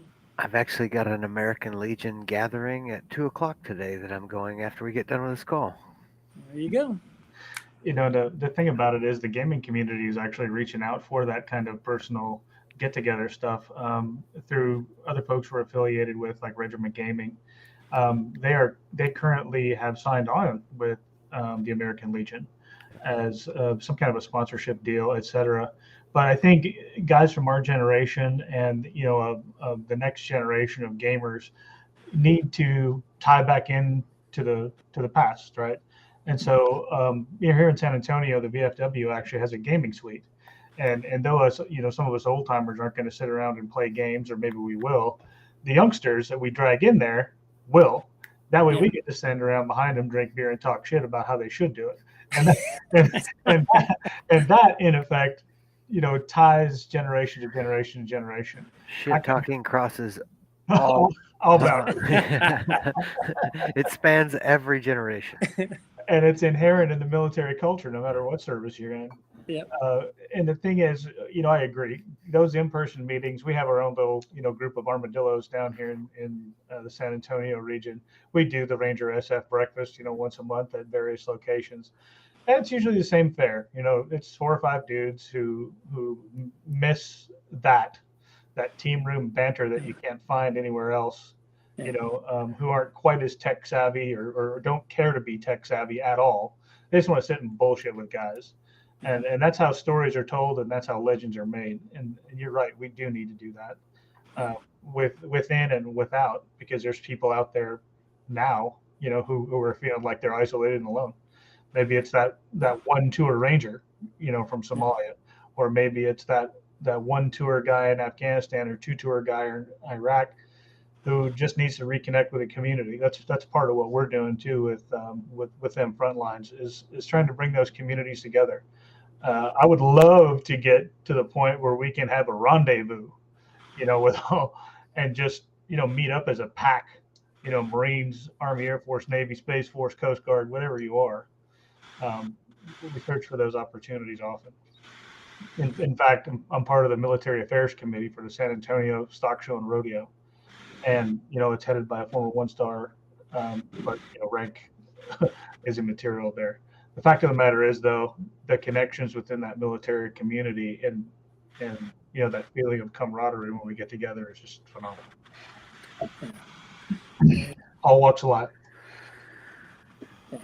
Great stuff. So what else keeps you busy when you're not working on Opline, when you're not the president of the Ranger Association, and what do you do for fun, Grandpa? Yeah, well, 6 kids, 11 grandkids, 10 little boys. Finally got 1 little girl. Congratulations. Yeah, and I like to say my wife's husband has a fishing problem, so I've got the Gulf of Mexico in my backyard. I go fishing every chance I get. Perfect. Got a boat charter down there? I got a boat. I'm not going to charter one. Then it's a charter. Yeah. Okay, so mine's inshore. I got a buddy who spent probably more on his boat than I spent on my house, and he goes way out. 150 miles out there, literally in the middle of the Gulf of Mexico, and there's some big fish out there. I mean, that is a ton of fun. But do that a couple times a year with him. That's awesome. I have found that the ocean is not my friend, and I go down the food chain quite a few steps when I enter into the ocean, so I tend to stay away from it. Yeah. It's funny, man. I don't get car sick or train sick or plane sick, but if everything's just wrong on any given day, I might get seasick on you.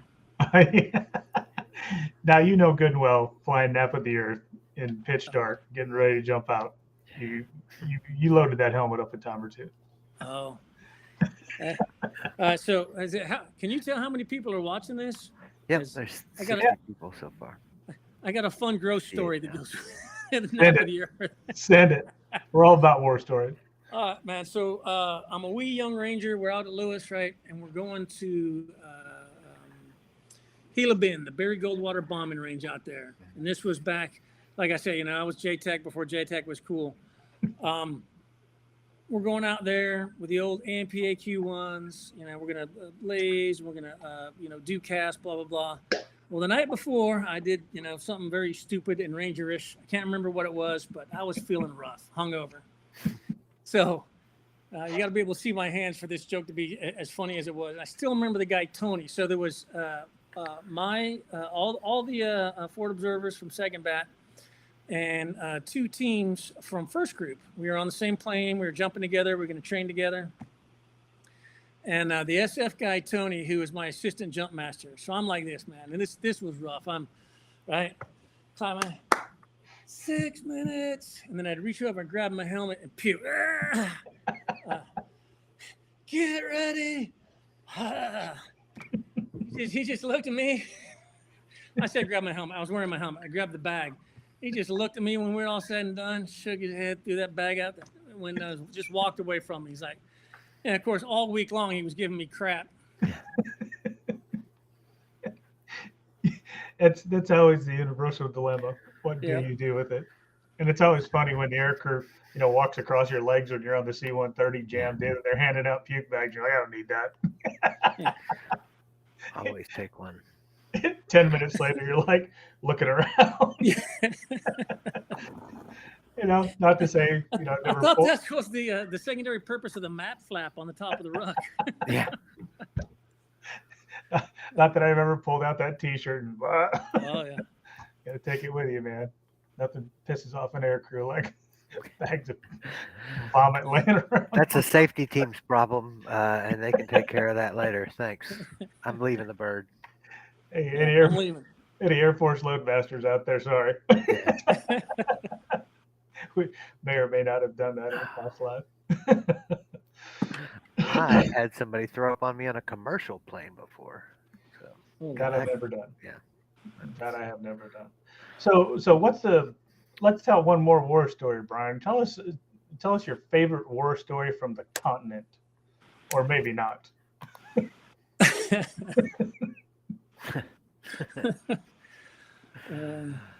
Okay, we'll leave that one to the side. Yeah. Well, one of the ones that's yes, it's very benign. Is, you know, like I said, 6 kids, 11 grandkids. I get to tell them about seeing all that stuff they watch on Lion King. You know, I've seen in real life out there, and just some of the natural beauty that can be found on that continent. You know, I spent a lot of time in sub-Saharan Africa, but man, if you get over the other side, you know, the East Rift Valley, so just, you know, sort of things that very few people ever in their life have the opportunity to do. So it was a lot of fun. It was interesting. I calculated at one time I had just under 4 years time on the continent, combined with all the training and all the missions we had done. And so that's a lot of time. I got to go over there a lot. You know, the thing is, I got tasked as a young medic to go do a medical assessment of the country of Benin. I don't know if you remember Ray Rickster. Ray, if you're out there someplace, I need to find your brother. But he and I and Bobby Vest, three medics, got sent over there. And our mission was to do an assessment of the country of Benin, you know, from a medical perspective. And I have to tell you, if you talk about planes, trains, and automobiles, I pushed that Land Cruiser further than we ever drove it. It was the monsoons. Man. And, you know, when you get to the quote unquote hospital, you just can't imagine, you know, the things. And of course, word gets out that you got 3 American doctors coming and people, we were, you know, sent there to treat anybody, but in the end, you know, that's what happened. Those experiences, I think, you know, only provided by Uncle Sam, unless you join the Peace Corps. Yeah, right. Or one of those things that'll change you. It's a America appreciation every time. So, hey, did you ever go to? Did you ever get any French language training? Did you ever spend a lot of time in the Francophone countries? No, Benin, but any of the other ones? Mm-hmm. And I find that African French is much, much easier because it sounds a little more redneckish, like I try to speak French, not so much like the Parisian French, which is really in the front of your mouth and they speak really, really fast. Well, I never had any French training, but I did, pick it up. You're there for years, but then in the midst of one of these trips, they sent me over to Paris. I had to brief the French general staff, a bunch of 3 and 4 stars, on ACRI. This is now called the ACOTA program. I was there at the time when Third Group was helping to write that.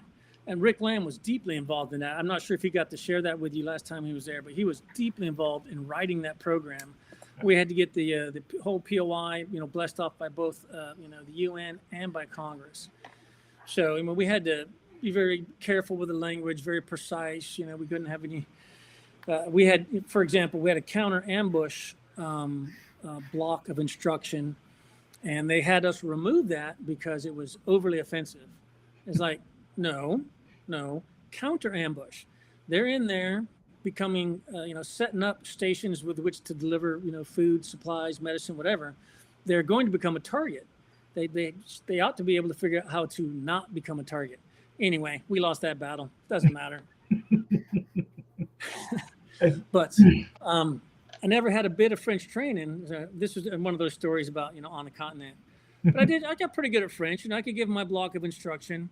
And I just remember this was right after I think the Tuareg rebellion of '96. And we're in Mali. And God bless them, the Malians, before the Islamic problem got so bad and they went down the crapper, they were trying really hard to be fair and to integrate the Tuaregs into their military and, do all the right things, all the things that that our Department of State was asking of them. And I just remember, man, I gave my block of instruction in my best bad French.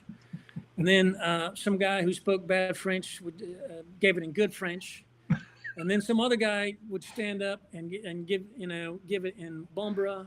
And then the next guy would give it in French and Dogon. And then the next guy would give it in, Dogon French and Bozo, whatever.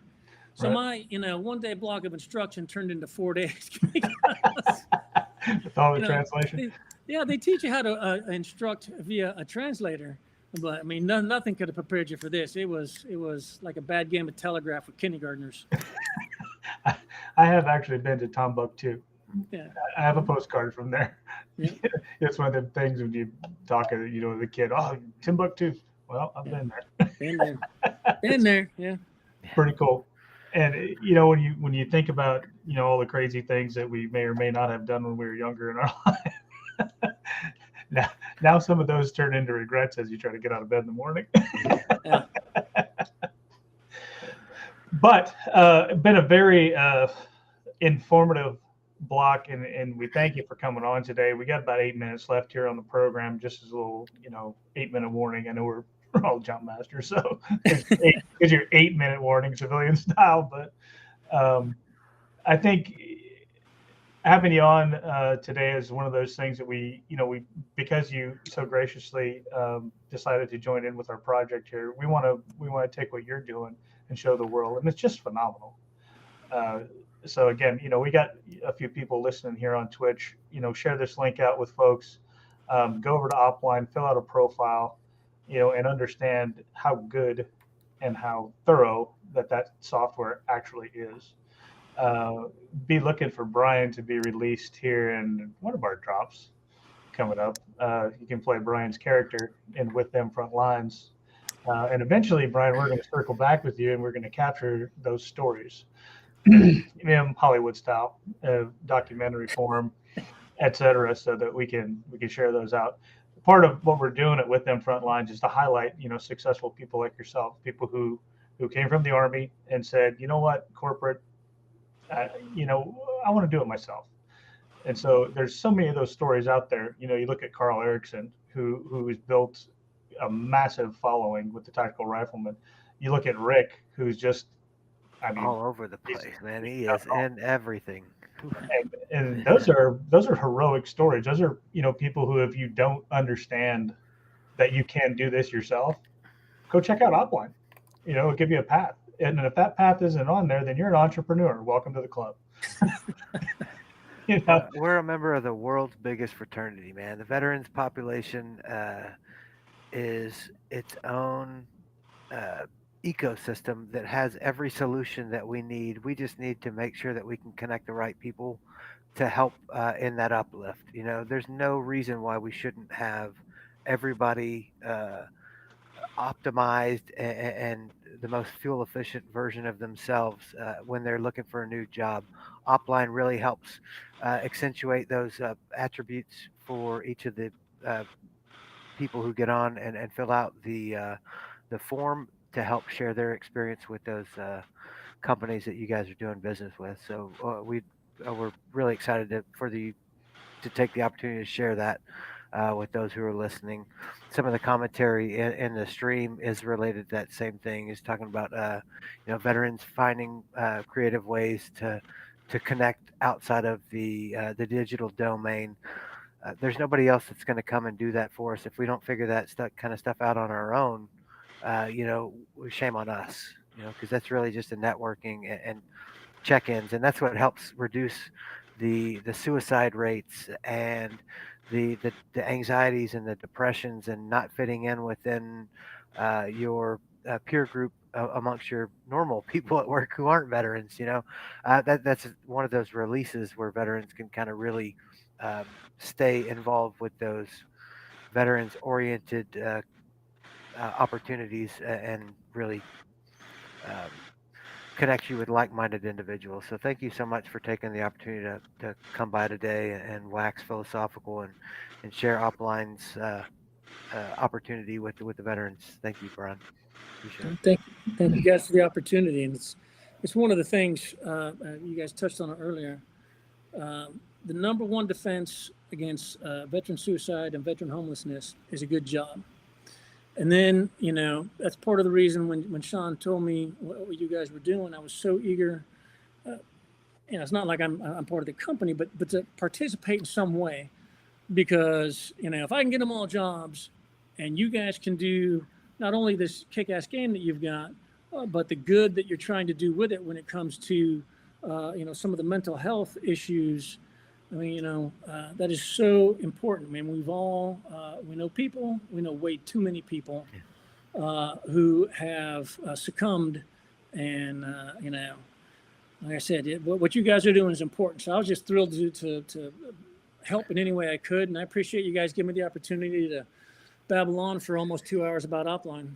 100%. Yeah. And, again, for listeners, there's a VFW post or an American Legion auxiliary post near you. It doesn't matter, if you qualify, or just go down there, man. It's a great place to link up. It's a great organization to be part of, who can connect you to resources that you may not know about. If you have questions, hit us up on Discord or any of the channels. Lucas actually has 2 books on VA benefits on Amazon that you can go look up if you need a tour guide through some of the chapter 35, 33 or 31 type of benefits, and use them. I mean, you earned it. Go use it. If you don't, shame on you. I mean, and that's part of it too. Vocational rehab, the VRE program. Man, I'll tell you, go look through Upline. If your skills don't line up and there's something else you want to do, that's the time. Jump into that VRE. Understanding those governmental programs that are paid for, so you're not taking anything from anybody else to take advantage of those opportunities. The dependent educational assistance, another one that most people overlook. You can get certain pre-qualifiers will help folks get their dependents the opportunity to go to school. So take all the time that you can to do as much of that light reading about those VA programs and government assistance to help you change your trajectory. Just a quick tidbit that I picked up this week. If you go to Northeast Independent Schools here in San Antonio, Texas, you qualify for 3 free years of college at any Alamo college locally. And in case I have listeners in the San Antonio area who have kids, and you're cracking your brain on how you're going to pay for that, 3 free years. And honestly, I think you're not going to find a better deal than that, other than signing up and getting those Uncle Sam benefits. And oh, by the way, Sugar's got deep pockets, man. yeah, man, and you get those benefits in the National Guard too. Just telling you. I think maybe if I'd have known that when I entered service, I'd take a different route. You never know, but It'd be a completely different Sean Piatz, man, if that had been the case. We're glad you well, having experience in National Guard in the twilight years, I'll just leave it at that. I thought I knew about the Army until I went and played around with Lucas in the National Guard, man. Different animal altogether. So as we come to a close, I'll just say one more time, Brian, thanks so much for coming on, letting people see what you've been doing. Your labor of love here, I think, is going to help a lot of people in the military, even civilian community, who are just looking for new job placement. If you want to get in contact with Brian, you can reach out to us, or you can probably hit him directly through Upline. I'm sure he's got some kind of contact information over there. Upline.com is where to go to get started on all this. Hey, quickest way to get in touch with anybody is get in the Discord. If you aren't there with them Frontlines, search for it on Discord. Yep. All right. With that, we'll hang on the line, Brian. We're going to switch over. We'll say our final goodbyes here, and we'll talk to you just a short bit after the show. To all our listeners out there in Twitch world, thanks for tuning in for 2 hours of Vet Connect here with Lucas and I. Look forward to talking to you next Wednesday. I may not be here because I'm going to be standing in a fishing stream in Montana for just a short time. Getting me for 2 whole hours. What should we talk about next week? Let me think. I'll come up with something good. All right. Everybody out there, see you next week. Tune in. Yeah. Thanks for tuning in, guys. Appreciate your time. Mark and I have both been in the infantry in the Army. I had been in the Marines prior to that. We both ended up in a unit called 1st Special Forces Group. I was a sniper in the infantry, been a sniper in Special Forces, and did a full career in different types of teams: mountain team, air ops team, counterterrorism team. I met Curtis actually at Fort Lewis when he was running a sniper locker, and then we were on a team together in Okinawa. We've been friends, and we've always talked about going into business and life after the Army. We got out, went to work in the civilian world, and realized a lot of what we did in the military translated to business. We looked at the cutlery industry, and the people there as a culture were fantastic. And we said, hey, we're going to start a knife company here in North Carolina. In the beginning, we had a knife grinder, a blaster, some rudimentary tools. We started out and decided, what do we want to make? Well, let's make something we know. So it was a combat knife, and we did 3 models because we figured you got to have more than one when you start out. You know, you think you know everything about knife because you carried one all your life, but to be quite honest, we were new at it. We didn't know everything, so we took them to a lot of our Special Forces buddies at Fort Bragg. They gave us some advice and allowed us to develop those initial products. Today, we have a whole lot more offerings than we did in those early days. We actually have 3 distinct lines of knives we call gold, silver, and bronze. Gold being the knives we make right here in our shop in North Carolina. The silver line knives are those made for us by our partners up in Olean, New York at K-Bar. And our bronze line are knives we design using US-made steel that are manufactured overseas. A lot of folks think we have a giant manufacturing facility with 100 people. And quite honestly, we have 10 core people that we use to build our knives.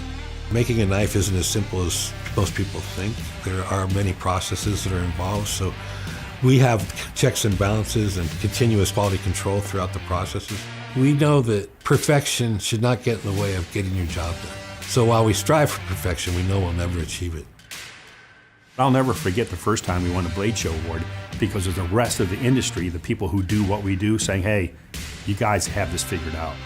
We realize quality, it's not just the time we put into making the knives. It's not just the high-end materials or processes or even the money we spend, our raw cost to make those knives. In the end, quality is proven out by the people that hold them and use them, right? If someone's willing to pay for it, and they're willing to carry it, and they're happy to carry it, they might even brag about it, to us, that's the measure of quality. We don't chase trends. We don't put things on knives that don't need to be there. We always joke, and I know this sounds ultra simplistic, sharp, pointy, with a comfortable handle. You do those 3 things, you're probably going to be successful in knife making. And I think if you can take a look at a knife, it's very, very simple, but you can immediately say, I know who designed that, or I know who made it. To me, that's a measure of success. That's what we try to do here at Spartan Blades. Both Curtis and I care about our country. We fought for it. We took our oath seriously and still do to this day.